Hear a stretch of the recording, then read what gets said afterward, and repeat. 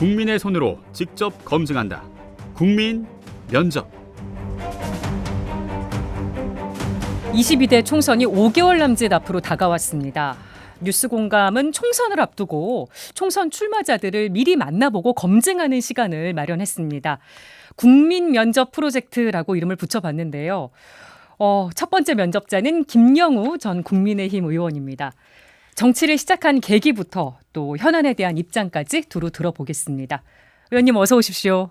안녕하세요. 예. 네, 근데 반갑습니다. 저를 맨 처음 불러주셨다 그래가지고 예, 긴장하셨습니까? 예, 아주 그다음에 오프닝 그 뭐죠? 뮤직도 네, 이거 코드 음악도 KFC 그 격투기 그거 같아요. 예, 굉장히 강한 비트의 예. 음악이 맞아요. 들어가서 예, 고맙습니다. 네. 어쨌든. 예. 어쨌든 이렇게 첫 출연자로 함께해 주셔서 감사드리고요. 저도 국민을 대표해서 한번 질문을 드려보려고 합니다. 예, 예. 그래서 소신 있게 솔직하게 답변을 해주시면 감사하겠습니다. 네, 네. 네.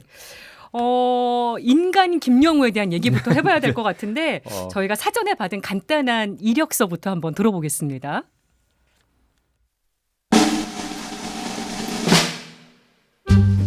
간단 이력서. 이름 김영우. 나이 56세. 소속 국민의힘. 선수 포천에서 내리 3선. 거주지 서울. 종교 천주교. MBTI ENFJ. 이상 끝. 준비 많이 하셨네. 예. 천주교 신자이셔서 종교 얘기부터 해봐야 될 것 같아요. 네, 네. 지난번에도 사실 종교 얘기 잠깐 해주셨었는데 네네. 그때 현안 얘기하느라고 얘기를 제대로 못했었거든요. 네. 어릴 때부터 성당 다녔다고 얘기해 주셨잖아요. 복사도 하시고. 좀 모태신앙이죠. 예. 예. 주일 미사 요즘도 빼먹지 않고 열심히 나가십니까? 아, 죄송합니다. 주의를 매주 지키지 못하고 있어요. 예, 예. 예. 막 돌아다니다가 이게 다 핑계인데. 너무 바쁘시니까. 예, 그래서 그냥 매일 이제 잠자리 들기 전에 그냥 기도하고 네. 이러면서 늘 죄송한 마음으로 살고 있습니다. 화살기도 많이 바치고 계신 예. 걸로 네, 네. 이해를 하겠습니다. 그리고 MBTI가 ENFJ이신데 이게 NFJ라고 불리는 유형이거든요. 네, 네. 근데 저는 주변에서 이 유형 가지신 분 처음 봤어요. 그래요? 네, 보니까 사람을 좋아하는 유형 1위, 예. 우리나라에 가장 없는 유형 1위, 언행이 일치하는 유형 1위, 또 유기견을 보고 지나치지 못하는 유형 1위라고 합니다. 뭐 본인하고 실제로 그렇다고 좀 동의를 하시나요? 유기견은 확실한 것 같아요. 제가 이제 자전거를 좋아해가지고 자전거 여행도 많이 하는데 예. 다니다 보면은 유기견들을 만납니다. 그러면은 이제 반드시 돌아가죠. 그래가지고 이제 물도 나눠주고 가지고 있는 포도 나눠주고. 눈에 밟혀서. 예, 근데 유기견들이 대부분 저를 좀 잘 따라요. 동물 왜 그런지 모르겠어요. 반려동물 키우고 계세요?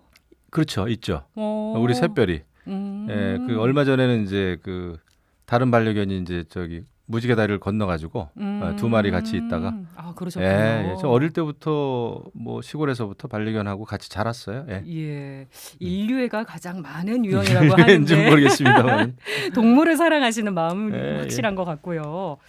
그리고 방송 기자 출신이세요. 네, 네, 네. 어떻게 보면 언론계 선배이시기도 한데, 제가 선배죠. 예, YTN에서 얼마나 근무하셨습니까? 그때 4년 반이에요. 길진 않아요. 음. 근데 그때 이제 사회부 기자 할 때 산풍 사고 일어났었고 해가지고 엄청나게 고생을 많이 했는데. 대형 참사 많았을 예. 때. 근데 그때 방송 기자 경험이 평생을 가더라고요. 그리고 제가 제작도 좀 했었어요. 예. 특집 프로그램 이렇게 만드는 거. 그래가지고 성우분들하고 같이 녹음, 예. 그다음에 백음악 깔고 이런 거, 그리고 막 디지털브 이런 거. 그때는 지금 같은 디지털 이런 게 아니었어요. 다 아날로그 테이프. 시절이었죠. 예. 테이프. 그래서 편집 재밌게 했었죠. 베타 네. 테이프였죠. 예. 이런 방송 기자 경험이 나중에 막 대변인 하고 이럴 때도 도움이 좀 되셨나요? 엄청 되죠. 엄청 예. 되죠. 마이크 사용법이라든지, 그다음에 이제 시선 처리라든지, 뭐 띄어 읽기라든지 이런 거. 네. 그리고 카메라에 굉장히 이제 민감하게 되니까 그거는 이제 도움이 돼요. 예, 예.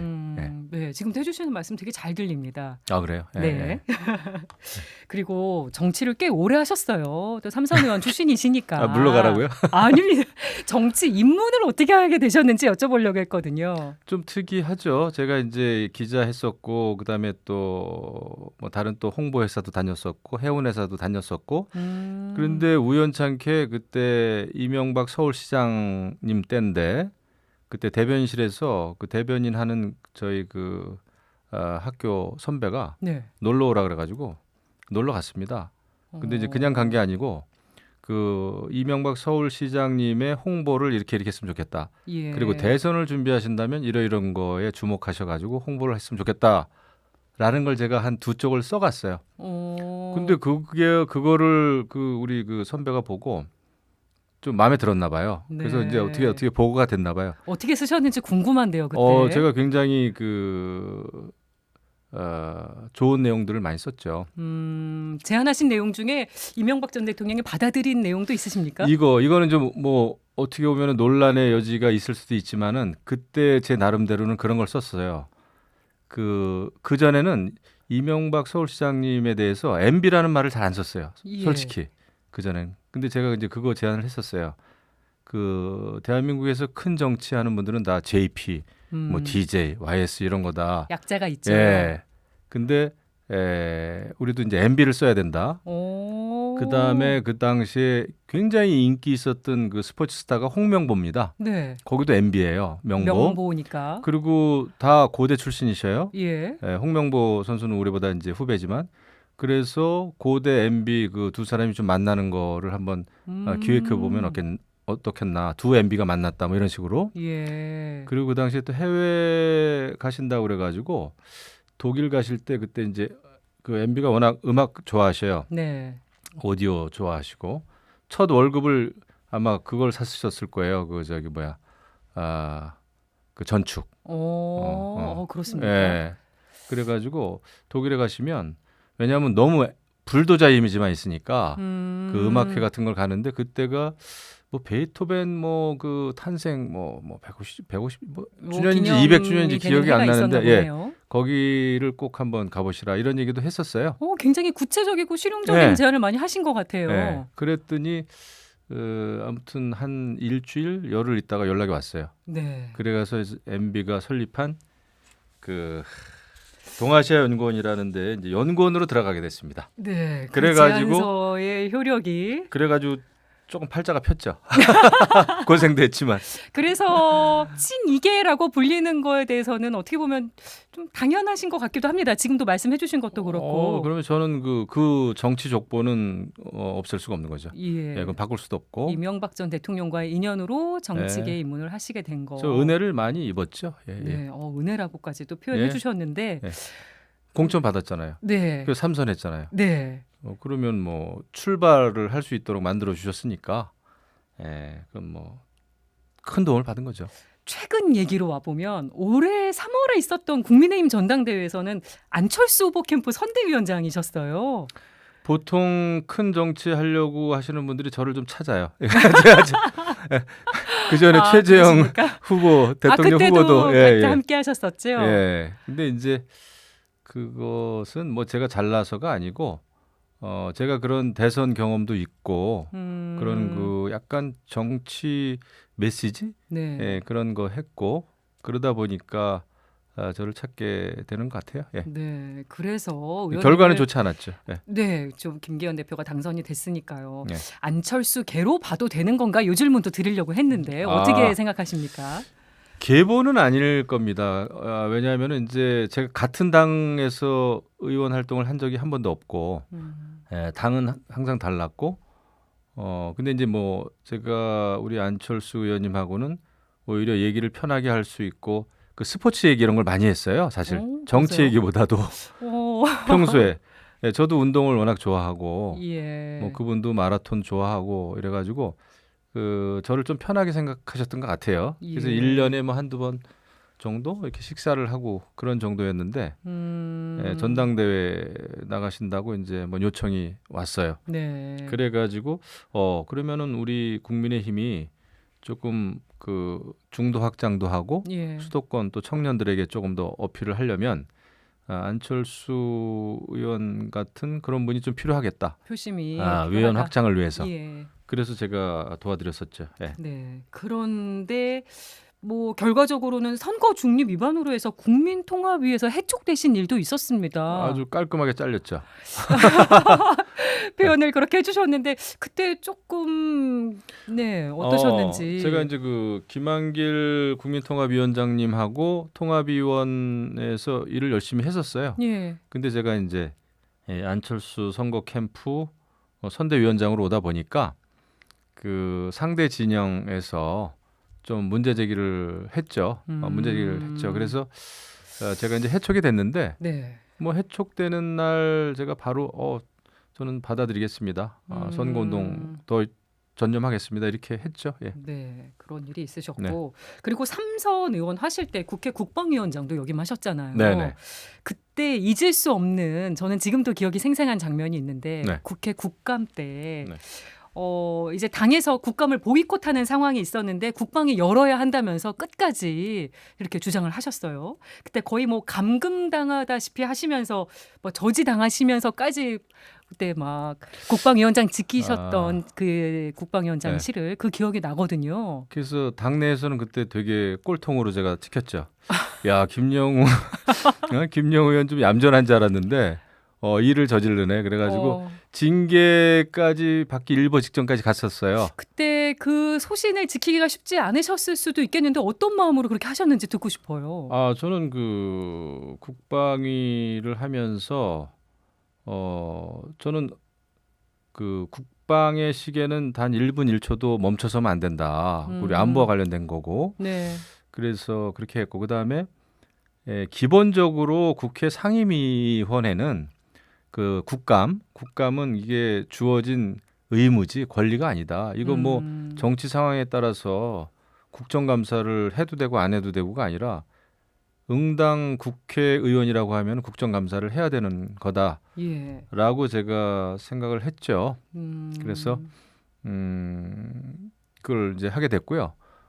저는 뭐 지금도 후회는 안 합니다. 그리고 예. 이제 제가 그렇게 하니까 며칠 안 돼서 국감 보이콧 다 해제됐어요. 그래서 여당 의원들은 그때 안 오고 막 그렇게 네, 했었는데 그렇게 시작을 하니까 여론이 도와줬죠. 네. 막 이게 칼럼이나 주목을 많이 받으셨어요. 예, 그때. 이런 언론에서 김영우가 그래도 옳다 뭐 이런 게 좀 나와가지고 제가 살았죠. 그래서 그때 그 네. 강렬한 기억으로 저도 남아 있고. 그래서 당내에서 믿는 도끼에 발등시켰다 이래가지고 그때 뭐 5선 6선 되는 선배님들이 저한테 전화하셔가지고 처음에 야단 많이 치셨어요. 그러셨어요. 처음에 그러면 안 된다. 우리가 지금 이 전선에 구멍을 내느냐. 예. 그래가지고 그랬는데 근데 중요한 거는 어쨌거나 예나 지금이나 앞으로도 민심이라 그럴까요? 그 상식. 네. 그게 제일 중요한 우리 판단의 기준인 것 같아요. 예. 네. 그래서 국감 어떻게 보면 국회의원으로서의 본연의 역할에 충실해야 된다는 그 소신에 따라서 행동을 하셨던 거죠. 네네. 예. 저희가 오늘 이 자리에 모신 이유이기도 한데 이제 총선 얘기를 좀 나눠보려고 합니다. 네. 연천 포천에서 내리 3선을 하셨는데 21대 총선에서는 돌연 불출마를 선언하셨습니다. 그때 정치의 환멸을 느끼셨다고 이유를 얘기하셨는데 다시 총선 출마를 준비하시는 이유가 궁금합니다. 예, 두 가지를 교정해드리겠습니다. 초선 재선은 포천 연천, 네. 3선은 포천 가평이었고요. 지역구 조정이 있었죠. 예. 그 다음에 이제 정치의 환멸을 느껴서 그만둔 사실은 없고, 예. 그때 그랬습니다. 제가 사실 내리 3선을 했는데 아까도 말씀드렸습니다만은 제가 사실 저는 이명박 전 대통령 그 다음에 박근혜 전 대통령의 도움을 받은 거죠. 그러니까 3선이 될 수 있었죠, 사실. 네. 그런데 이제 제가 3선 때 마지막에 뭐 다 감옥 가셨잖아요. 그래가지고 정치 상황도 혼란스러웠고 예. 그래서 제가 그때 이제 좀 생각 있는 의원들하고 매주 만났어요. 지금 이제 정무수석하는 뭐 이진복, 예. 그 다음에 이제 김세연 의원, 그 다음에 또 다른 분들도 좀 더 있었는데 이거 우리가 총선에 나가야 되나 말아야 되나 고민도 했고 왜냐하면 우리 당이 그때 개혁을 하지 않으면 네. 공천 개혁 또 당 개혁을 하지 않으면 일대 총선은 보나마나 우리가 진다. 이렇게 아주 고민을 많이 했어요. 예. 그래가지고 그때 아마 김세현 의원이 1번 타자로 불출마 선언했고, 예. 예, 그다음에 또 몇 분 했고 저도 했고, 5번째신 걸로 예, 기억하고 5번째인지 있습니다. 6번째인지 모르겠어요. 그래가지고 불출마 선언을 한 겁니다. 그러니까 최소한 우리가 중진 의원으로서 책임을 져야 되는 거 아니냐. 그러니까 지금 상황하고 좀 비슷해요. 그러니까 솔직히. 오늘 혁신에서 내놓은 혁신한 내용하고도 좀 연결되는 네. 내용이거든요. 그러니까 우리부터 일단 내려놓자. 이거 누군가 시작을 해야지. 그렇지 않으면 어렵다. 예. 특히 우리는 그래도 젊은 나이에 삼선인데 우리 같은 사람도 그만두는데 좀 이렇게 우리보다 연배가 있거나 선수가 높은 분들도 그럼 그만두게 하자. 근데 그걸 우리가 어떻게 강제하느냐. 우리가 그만둬야 뭐 이게 시작이 되지 않느냐. 예. 그 도화선이 되자. 그래가지고 했는데 그런 차원에서 책임을 네. 진다는 차원 하나, 또 하나는 당의 개혁을 위한다는 차원 하나. 근데 21대 공천이 제대로 안 됐죠. 그래가지고 우리가 여소야대가 돼버렸죠. 됐습니다. 네. 그래서 좀 안타까운데 지금 상황하고 좀 비슷해요. 오늘 그 혁신위원회에서 내놓은 2호 혁신안 내용에도 거의 다 공감을 하시나요? 필요성 느끼시고. 공감하죠. 이거는 사실 선택이 아니라 필수예요. 강서구청장 선거 크게 졌잖아요. 네. 거의 바닥을 쳤어요. 우리 국민의힘은. 그러면은 지금 우리가 걸어가야 될 길은 아주 불편하고 가시밭길이어도 이제 희생밖에 없어요. 네. 예, 그거를 보여줘야지 국민의힘이 좀 변했구나라는 그 인상을 주겠죠. 네. 국민들에게. 예, 그렇지 않고 지금 해오던 대로 그대로 하면 내년 총선 필패죠. 뭐 내년 네. 총선 지면은 저는 정말 너무 힘들어진다고 봐요. 네. 윤석열 정부. 그래서 지금이라도 이제 그 내려놓기 희생. 그러니까 이뇨한 위원장이 얘기를 잘 했는데 강력하게 그 불출마 또는 뭐 이제 대통령과 수도권 출마. 가까운 분들 수도권 출마. 근데 그것도 쉽지는 않습니다. 그렇죠. 성공한다는 보장이 전혀 없어요. 네. 성공한다는 보장이 있으면 누구나 하겠죠. 네. 예, 완전히 이제 모험이고 희생인데 그래도 그게 길이 아닌가. 지도부에서 수용을 해야 될 것으로. 예, 지도부는 그거 수용해야지. 그거를 당내 반발이 당연히 있죠. 네. 그 매끄럽고 편안한 혁신이 뭐 가능하겠어요? 그래서 당 지도부도 이제 생각을 해야 되고 무엇보다 이제 중진 의원님들의 이제 결단인데 말이 그렇지 그거 참 어렵습니다. 그러니까요. 저도 불출마 해봤지만 정말 어려워요. 예. 그래서 이번에 다시 출마를 준비하시는데 보니까 원래 지역구이셨던 곳이 아니라 서울 쪽을 지금 보고 계신 것 같아요. 그래서 제가 내리 3선을 한 지역에서 하면은 제가 편할 순 있지만 예. 근데 제가 그때 이제 그 지역에서 불출마를 했기 때문에 뭐 다시 그 지역에 가서 생각해 보니까 한 번 더 해야 될 것 같습니다. 이럴 수가 없잖아요. 이런 때 당에서는 서울에서 한 석이라도 내가 보태는 게 좋겠다. 예. 그래서 이제 서울 연고지를 찾아가지고 온 곳이 이제 동대문 갑 쪽이었죠. 제가 중고등학교 나오고. 그 동대문 예. 쪽에 그런 연고가 또 있으셔서. 예. 그래서 지금 굉장히 이제 열심히 하고 있습니다. 네. 그래서 저는 당에서도 결정을 앞으로 하실 때 이거 빨리 결정을 해줘야 돼요.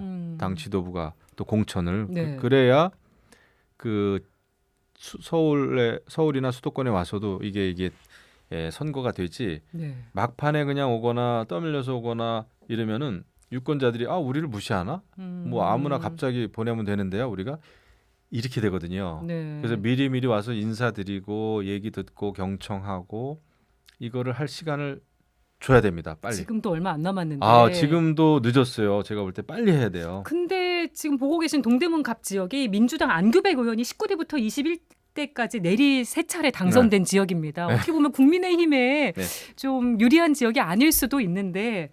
그렇죠. 불리하죠. 자신 있으십니까? 제가 안규백 의원님하고는 뭐 초선, 재선, 3선을 같이 했고 이분도 국방위. 네, 국방위원장을 제가 먼저 했고 네. 그분이 또 나중에 했는데 제가 아주 좋아하는 분이에요. 오늘도 어디 경로장치에 가서 만났습니다. 그러셨어요? 그래서 형님 그리고 제가 명함 드렸어요. 그때 이게 웃으시던데 뭐 이렇게 페어하게 하면 네. 좋죠. 예. 당내 경선도 어차피 또 치르셔야 되잖아요. 네네. 의원님 좀 경쟁 상대가 좀 이렇게 또 만나시나요? 안규백 의원님 말고도. 그럼요. 예. 그 경쟁이죠 어차피. 네. 그 페어하게 해야 되고 그거는 뭐 제가 공정하게 민폐 안 끼치고 열심히 할 자신 있습니다. 가장 좀 제1의 경쟁 상대가 될 걸로 보이시는 분도 있으신가요? 아무래도 그 현직 당협위원장이시죠. 예. 음, 예, 당협을 맡고 있으니까. 예. 그리고 또 하겠다고 하는 분들 엄청 많던데요. 제가 아주 치열한 경선을 네, 뜨끔했습니다. 치르셔야 보니까 되는. 전부 명함 들고 다니시던데요. 예. 그래서 그래서 이거 뭐 험지라 그러더니 이게 왜 이렇게 됐지? 그러면서 아무튼 그 좋은 일이죠. 예, 하겠다고 하는 분들이 많으면. 네. 네, 예. 또 경선을 치르셔야 되는 상황이고 그리고 요즘 가장 뜨거운 이슈가 아무래도 김포 관련이어서 요 이슈도 좀 여쭤보고 싶은데요. 네. 경기 북부 쪽 지역구를 역임을 하셨었고 지금 서울 출마도 염두에 두고 계시니까 어떻게 보면 여쭤보기에 더 적합한 것 같기도 합니다. 뭐 국민의힘이 당론으로 추진하겠다고 밝힌 김포의 서울 편입 방안 찬성하십니까? 반대하십니까? 이게 저는 제 질문이 어떻게 보면 너무 당연한 답변을 네, 필요하다고 봐요. 네. 왜냐하면 이게 이제 뭐 총선 앞둔 총선 전략 아니냐 이제 민주당은 그러는데 뭐 선거하고 뗄래야 뗄 수 없는 게 정치죠. 근데 그런 측면에서 볼 게 아니라 그 이제 김포 시민들 입장에서도 봐줘야 돼요. 네. 사실 이 김동연 경기지사가 이제 경기 북부 그 특별자치도를 추진하면서 김포나 아니면 이제 고양시 같은 경우에는 이거 어디로 가야 되는지 굉장히 고민이 많았어요. 예. 예, 그리고 또 하나는 실질적으로 교통이라든지 또 문화생활이라든지 경제생활 이 생활권 차원에서는 시하고 서울시하고 굉장히 거의 뭐 가깝죠. 네. 예, 완전 생활권인데 그 이게 그 행정구역이 다르다 보니까 그러니까 서울에 있는 고등학교가 훨씬 가까운데 저 멀리 오히려 그 김포 저쪽에 있는 배정을 받아서 예, 가고. 배정을 받아야 가는 경우도 있고 그러니까 너무 안 맞는 거죠. 그러다 보니까 김포 시민들이 서울시에 편입되는 게 좋겠다라는 겁니다. 근데 이제 문제는 요새 뭐 지방 소멸 이런 얘기가 있잖아요. 그러니까 우려의 목소리도 예, 있습니다. 서울 이미 과밀화된 거 아니냐. 예. 이런 근데 거. 이제 그게 인구만 가지고 이제 과밀 그 척도를 가지면 안 되고 지금 이제 오늘 그래도 저게 다행히 좀 잘 나오긴 했어요. 뭐 대통령 직속 지방시대위원회에서 그 지방 교육 특별 네. 그 발전 예. 뭐 그런 방안을 발표를 했더라고요. 그런 게 이제 동시에 같이 나와줘야 되고 이참에 사실 행정구역에 대해서 좀 그랜드 그 디자인을 저는 세워야 된다 생각을 합니다. 시간이 걸리죠, 물론. 네. 전문가 의견도 좀 필요하고 혼란스러운 그런 그 절차를 밟으면 안 되고 네. 일단 뭐 김포가 지금 급물살을 탔어요. 특별법도 이제 만든다 그러고 예.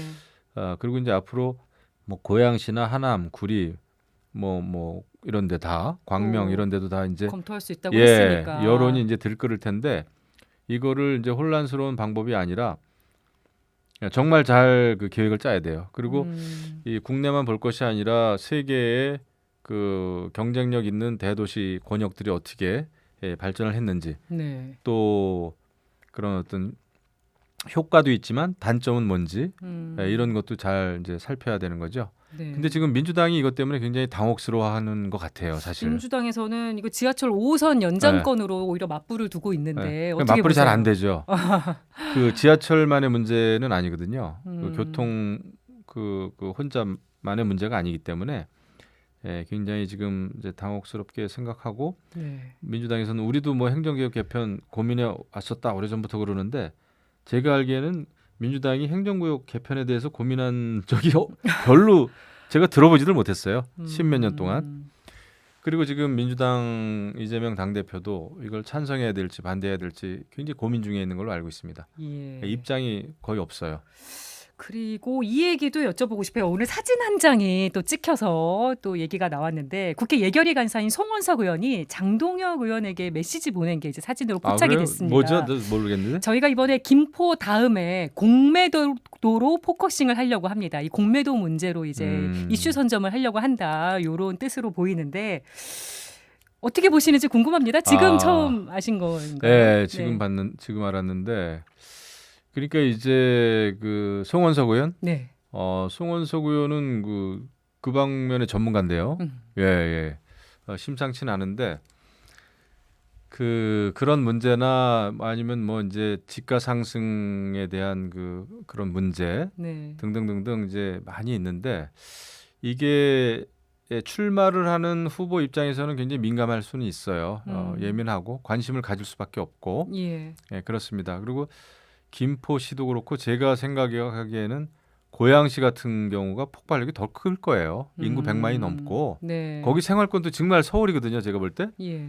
이런 상황에서 이게 이제 굉장히 폭발력이 클 텐데, 근데 우리 당도 이 문제는 굉장히 이제 준비를 좀 잘 해야 된다는 생각은 해요. 예. 이게 잘못하면 이제 또 역풍이 불 수도 있죠. 김포권. 이 준비를 어떻게 하느냐에 따라서 그래서 주민들의 입장 잘 들어야 되고 또 전문가들의 입장 잘 들어야 되고 세계 여러 나라의 어떤 상황 네. 그런 사례 이런 연구도 잘 돼야 되고 그리고 제일 중요한 지방을 그러면 어떻게 지방의 경제라든지 문화라든지 교육이라든지 어떻게 해결해 나가느냐 뭐 그런 차원에서 오늘 지방시대위원회 플랜 네.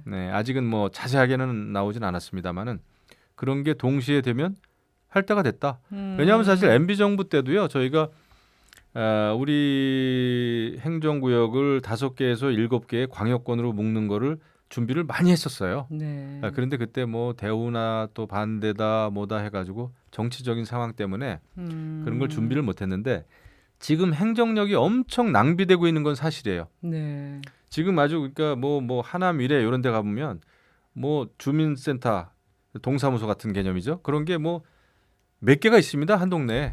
행정구역이 다르다는 이유 때문에.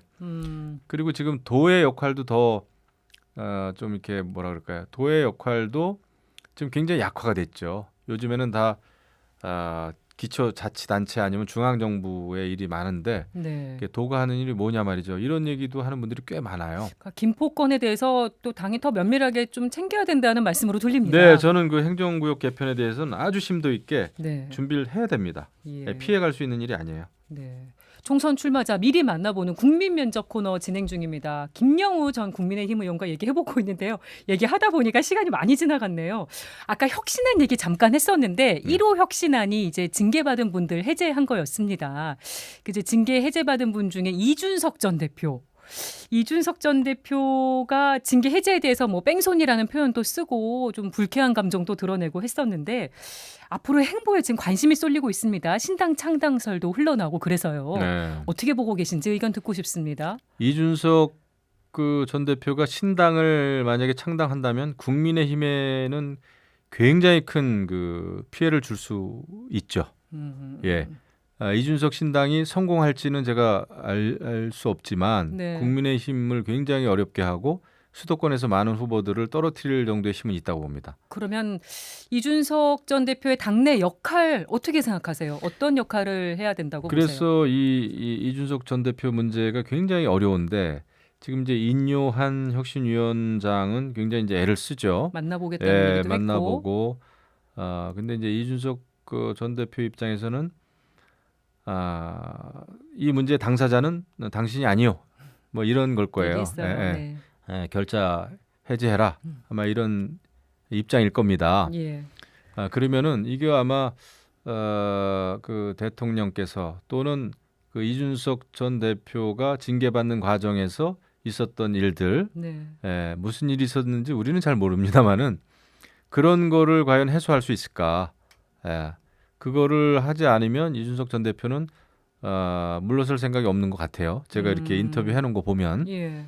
그래서 그런 것은 이렇게 뭐 언론에 표면화되지 않더라도 네. 그거는 좀 어느 정도는 좀 풀어야 되는 게 아닌가 싶습니다. 예. 굉장히 어려운 길이죠. 굉장히 어려운 길이고 또 당내 또 강경한 분들은 굉장히 또 싫어하겠죠. 네. 그냥 결별하자, 가자. 지금도 술렁거리고 있습니다. 당내에서. 정서적으로, 감정적으로는 그럴 수 있으나 이게 선거는 굉장히 냉정한 거거든요. 예. 내년 총선 지면 이거는 뭐 그런 차원이 아니에요. 이러면은 뭐 윤석열 정부가 너무 크게 데미지를 입을 텐데 그런 차원에서 문제를 이제 풀어야 된다. 이준석 전 대표가 선대위원장 맡아야 된다는 얘기도 있던데 어떻게 생각하세요? 그거 뭐 오늘 제가 이제 최재성 민주당 저쪽 수석하고 이제 어디 방송사 나갔더니 그런 얘기도 하셨는데 그 하나의 그냥 뭐 의견이죠. 근데 그게 되려면 많은 문제가 이제 해소가 돼야 되는 거죠. 예. 선결 과제들이 이제 풀려야 되고. 근데 이뇨한 위원장이 이제 외부에서 딱 오셨기 때문에 직접 겪은 일이 아니다 보니까 오히려 더 시작은 잘 할 수가 있을 것 같아요. 네. 이것저것 눈치 안 보고 그렇게 그런 자세로 일단은 계속 쭉 가야 될 것 같습니다. 네. 답이 있는지 없는지는 모르겠지만 혁신, 쇄신해야 되고 통합을 위해서 노력해야 되고 네. 또 기득권 정치인들도 내려놓을 수 있으면 내려놔야 되고 그렇죠. 예. 오늘 국민 면접 첫 시간 인간 김영우에 대한 얘기부터 현안에 대한 입장까지 짧은 시간 안에 지금 많은 얘기를 나눠봤는데요. 마무리를 해야 될 시간입니다. 마지막 질문 드릴게요. 국회에 대해서 또 정치권에 대해서 국민들의 불신이 굉장히 큽니다. 네. 이 부분 해소가 반드시 필요한데 22대 국회에 다시 입성을 하게 되신다면 이것만은 꼭 지키겠다 하는 다짐이나 결심이 있으실까요? 굉장히 어려운 큰 질문인데요. 저는 지금 정치가 너무 강대강 막장 정치로 자꾸 가는 것 같아요. 네. 그래서 제가 다시 국회에 다시 들어가야 되겠다라는 생각을 했는데 제가 혼자 할 수는 없고요. 좋은 분들하고 조금 품격 있는 정치 이런 걸 좀 통해서 언어 순화도 좀 하고 그러면서 민생 정치를 좀 하면서 네. 정말 이 나라가 지금 굉장히 어렵지 않습니까? 네. 이런 상황에서 나라가 풀어야 될 숙제를 그런 걸 같이 풀 수 있는 정치가 좀 됐으면 좋겠다. 너무 지금 일반적으로 국민들 삶하고는 관계가 없는 거 가지고 너무 지독하게 싸우고만 있어요. 정쟁이 너무 심한 것 같은. 밖에서 보니까 이게 너무 안타깝더라고요. 그래서 그런 그 품격 있는 정치, 더 좋은 정치로 좀 나라를 제대로 좀 해보고 싶습니다. 네. 여야를 막론해서. 예. 국민 면접 김영우 전 국민의힘 의원과 함께했습니다. 앞으로 행보 또 관심 갖고 지켜보겠습니다. 네, 고맙습니다. 네, 오늘 나와주셔서 고맙습니다.